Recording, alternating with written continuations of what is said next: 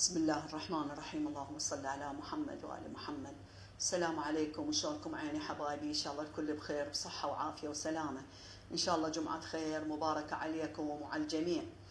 حبايبي اليوم راح أسوي دولمة وحبيت أشارككم هذا الفيديو. وتدرون الدولمة ما تحلى إلا بيوم الجمعة ويا لمة الأهل والحبايب. وطبعا أنا هاي راح أسويها على طريقتي، وهي الدولمة إلها عدة طرق ويبقى بعد كل من طريقته. عيوني هاي مثل ما تشوفون، طبعا أنا المواد هاي بعدني ما منظفتها وما غاسلتها. هاي ناس سلق مثل ما تشوفون، ومن تشترون السلق حبايب اشتروا هاي النوعية يعني مو مكسر. هاي الباذنجان، شجر، فلفل، بصل. البصل هاي النوعية أنا أجيبه، وانتو بعد أي نوعية بصل، بس أنا أجيبه هيجي مال دولمة يعني.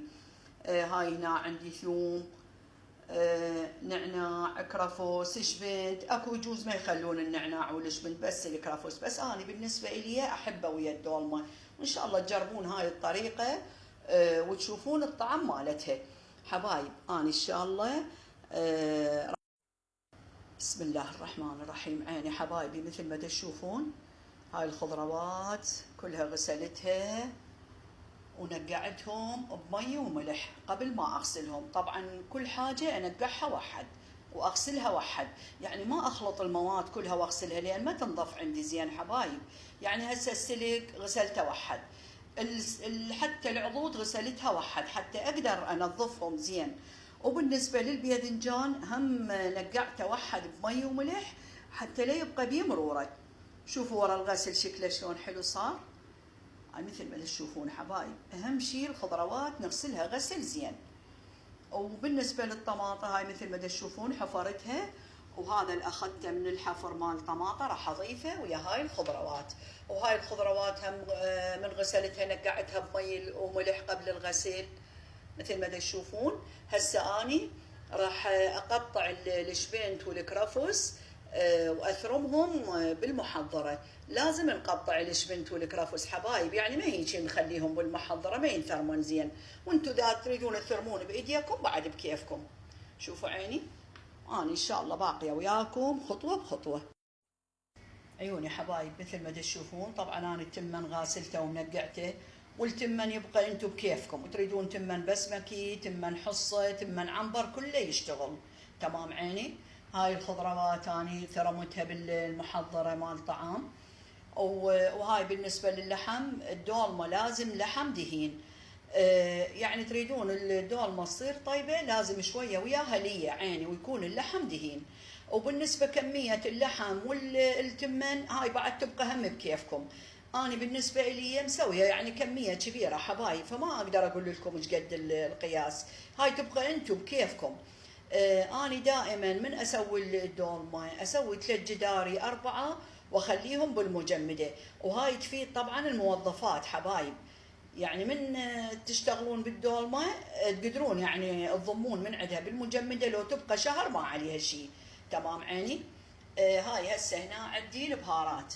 البهارات هاي مثل ما تشوفون 7 بهارات، بابريكا، فلفل أسود، كاري.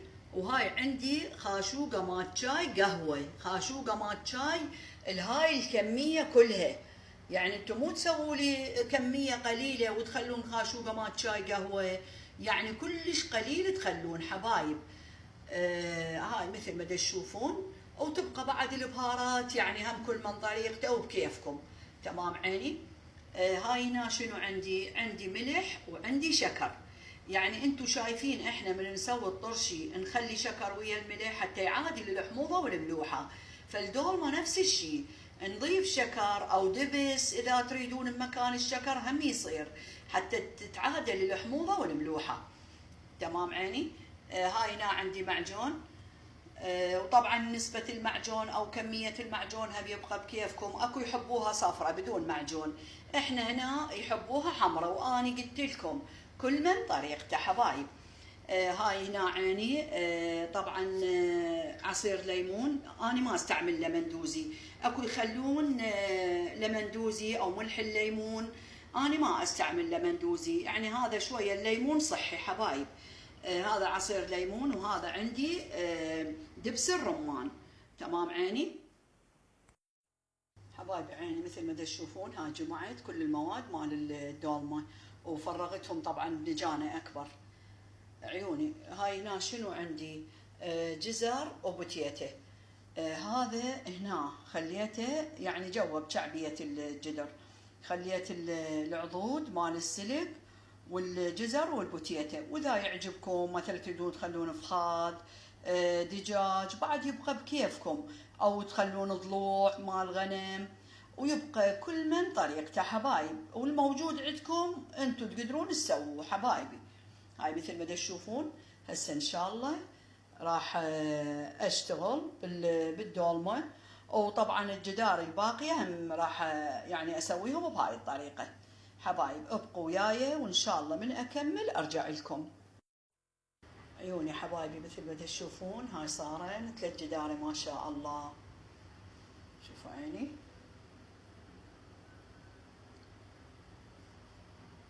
واذا يزود عندكم حشو حبايب خلوه بالمجمده ما عليه شيء. وبالنسبه للورق مال السلق اذا تشوفوه يتكسر وما يلف زين تقدرون تفورون مي وتخلوه بالمي الحار، وبساعة تطلعوه من المي الحار لان ما يتحمل، حتى يصير اللف سهل عندكم حبايبي. هسه انا ان شاء الله راح اطبخ هذا الجدر وهذني راح اخليهن بالمجمده. ابقوا وياي حبايبي. حبايبي عيني طبعا رشيت ملح قليل على الخضروات، مو هوايه، رشه قليله لان انا مخليه بالحشو، وخليت شراب رمان وضفت زيت وضفت المي لهوايه. شوفوا عيني هسه اني من اضغط هيك حيل على الماعون يلا يطلع عندي المي. لا تخلون مي هوايه حبايب، انتظروني ان شاء الله من تكمل ارجع لكم.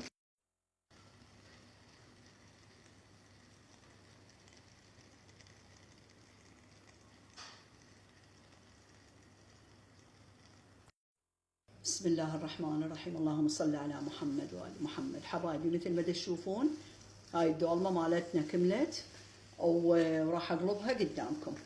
بسم الله الرحمن الرحيم، بسم الله الرحمن الرحيم.